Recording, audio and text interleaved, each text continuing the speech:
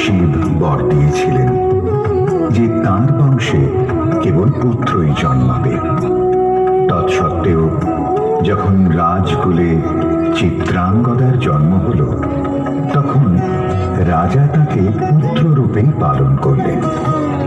রাজকন্যা অভ্যাস করলেন ধনুর্বিদ্যা, শিক্ষা করলেন যুদ্ধবিদ্যা, রাজদণ্ডনীতি। অর্জুন 12 বর্ষব্যাপী ব্রহ্মচর্য ব্রত গ্রহণ করে ভ্রমণ করতে করতে এসেছেন মণিপুরে। তখন এই নাটকের আখ্যান আরম্ভ।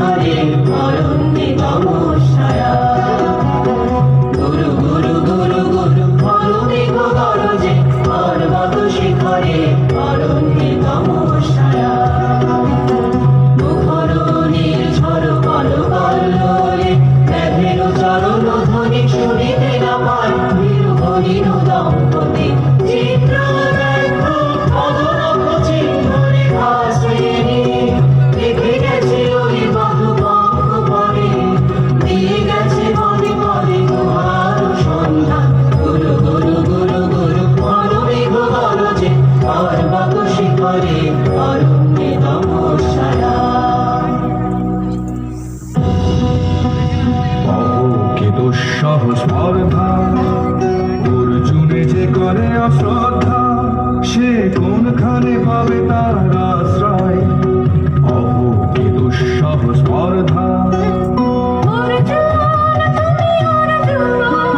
হা হা হা হা হা হা হা হা, বালকের দল মার কোলে যাও, চলে নাই ভয়। অহো কি অদ্ভুত কৌতুক।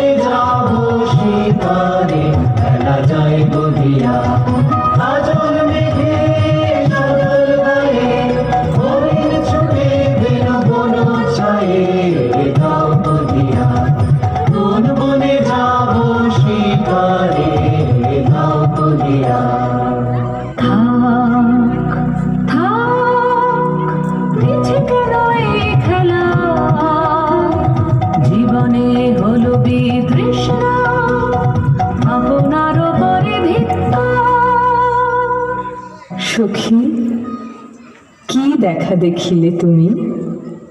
এক পলকের আঘাতে খসিল কি আপন পুরানো পরিচয়?